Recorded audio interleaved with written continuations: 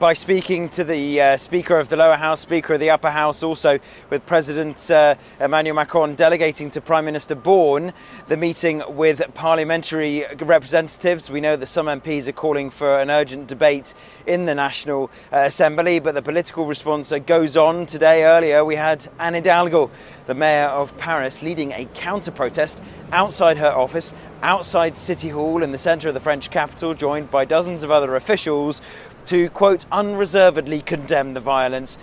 Bruno Le Maire, the French finance minister, held a press conference on this over the weekend, speaking to representatives from the hotel, from the restaurants, from the services sector about the impact, because 200 bank branches and 250 newsagents and 200 separate shops have been hit during the past week, either by arson or by looting or by vandalism, or a combination of the three. So we have seen some regions, such as Île-de-France, which is the Paris capital region, also the region around Marseille, unblocking emergency funds worth millions of euros to try to help shopkeepers, to try to help business owners who've lost part of or all of their livelihood due to the violence. For example, just seeing newsagent kiosks burning down, all that entire livelihood and the structure itself. So there's a big question and a growing question now in France over insurance claims. In terms of the tourism factor, well, France is the most visited country in the world.